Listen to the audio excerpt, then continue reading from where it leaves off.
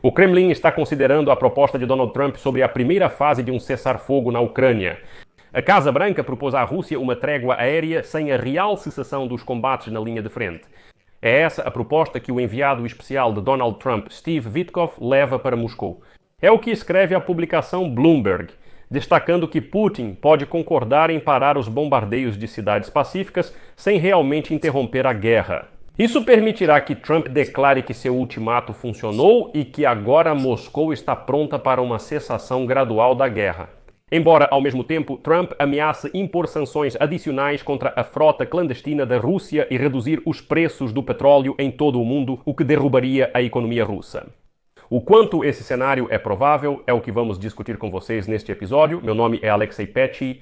Vamos falar sobre tudo em ordem, mas antes de começarmos, peço que se inscreva neste canal, deixe seu like, escreva qualquer comentário e, claro, siga meu canal no Telegram Petty News. O link está na descrição do vídeo. Então, a agência Bloomberg escreve que o Kremlin está considerando opções de concessão ao presidente dos Estados Unidos da América, Donald Trump, que poderiam incluir uma trégua aérea com a Ucrânia, numa tentativa de evitar a ameaça de sanções secundárias. Mesmo assim, a Rússia continua determinada a prosseguir com a guerra. Autoridades do Kremlin reconhecem que a visita do representante especial dos Estados Unidos da América, Steve Witkoff, à Rússia nesta semana, oferece uma chance de finalmente chegar a um acordo com Trump, mesmo com poucas chances de sucesso.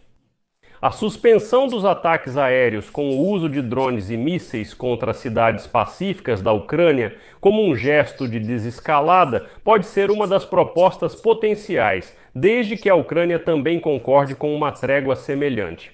E é significativo que o Kremlin de repente tenha começado a considerar tal trégua aérea. Logo depois que, na semana passada, drones ucranianos atingiram 2 refinarias de petróleo na Rússia.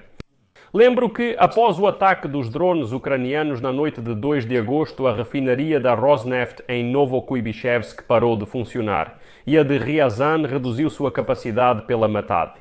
Em meio a isso, o preço da gasolina automotiva 95 na Rússia atingiu um novo recorde. No último final de semana, a Ucrânia atacou refinarias russas com drones pela primeira vez desde março, quando drones colidiram com a refinaria de petróleo de Moscou em Kapotnia, assim como com a instalação da Lukoil em Volgogrado. Também em 2 de agosto foi atacada a fábrica Elektropibor em Penza, que produz componentes de controle para sistemas de mísseis e sistemas de comunicação. No geral, as regiões de Rostov, Samara, Voronezh, Belgorod, Lipetsk e o Krai de Krasnodar foram atacadas. E então, depois disso, de repente o Kremlin começa a pensar em aceitar uma trégua aérea.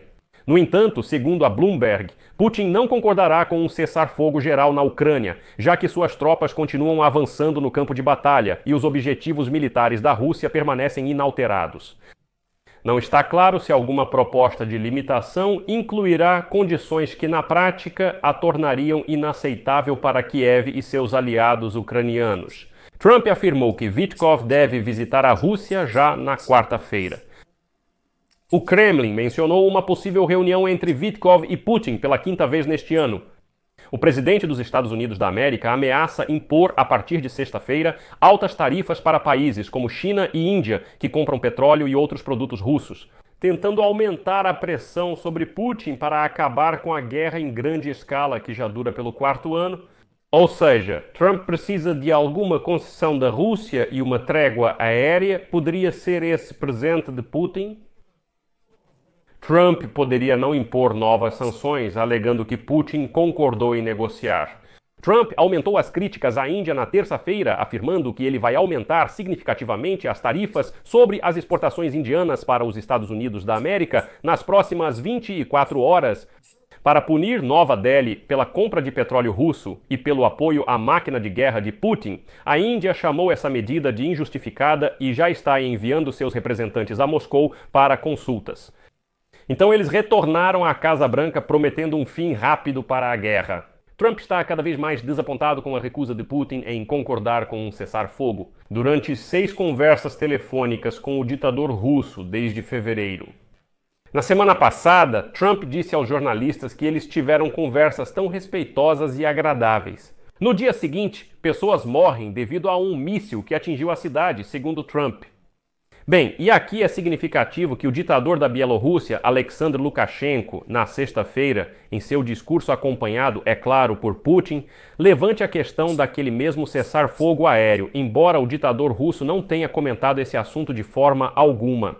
Em junho, Lukashenko se encontrou com o representante especial de Trump para a Ucrânia, Kit Kellogg, que, aliás, se tornou o primeiro alto funcionário dos Estados Unidos da América a visitar a Bielorrússia desde 2020. E então, na sexta-feira, Lukashenko declarou, cito: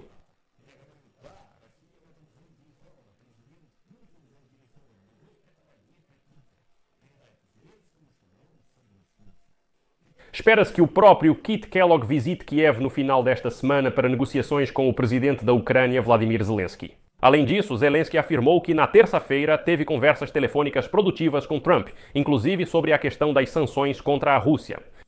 Trump foi totalmente informado sobre os ataques russos a Kiev e outras cidades, e esse interesse de Trump nos ataques às cidades pacíficas da Ucrânia também sugere possíveis concessões de Putin sobre essa questão. Trump poderia estar tentando entender se a Ucrânia está disposta a aceitar esse formato de cessar-fogo, considerando a posição de Zelensky. Nas últimas semanas, a Rússia intensificou os ataques aéreos contra a Ucrânia, inclusive utilizando um número recorde de drones, enquanto Putin mantém exigências rígidas em troca de um acordo para encerrar a guerra. Entre elas estão a aceitação por parte de Kiev do status de neutralidade, o reconhecimento da anexação da Crimeia pela Rússia e de 4 regiões no leste e sul da Ucrânia, que as tropas de Putin ocupam apenas parcialmente. A Ucrânia rejeita essas condições ao mesmo tempo em que pede à Rússia que concorde com um cessar-fogo total para criar espaço para negociações de um acordo de paz. Mas vale a pena confiar em Putin, mesmo que ele concorde com uma trégua aérea? Putin não é uma pessoa confiável. Ele já ignorou repetidamente os apelos dos Estados Unidos da América e da Europa para respeitar um cessar-fogo de 30 dias, embora tenha declarado uma trégua de 72 horas em maio, quando a Rússia comemorou o 80º aniversário do fim da Segunda Guerra Mundial. Em março, lembro que Ucrânia e Rússia declararam que iriam respeitar uma moratória de 30 dias para ataques à infraestrutura energética. Após conversas telefônicas com Trump, no entanto, apenas um dia depois a Rússia violou esse acordo também. Por isso, amanhã já está oficialmente confirmado que Steve Witkoff estará em Moscou. Amanhã, ou seja, 6 de agosto, e vamos ver a que conclusão as partes chegarão. No mesmo horário, Kit Kellogg estará em Kiev. Por ora, deixarei reticências aqui. Sua opinião, suas conclusões, escreva nos comentários abaixo deste episódio. Inscreva-se no canal, ative o sininho e não se esqueça de deixar o like. É isso por hoje. Cuidem-se. Até mais.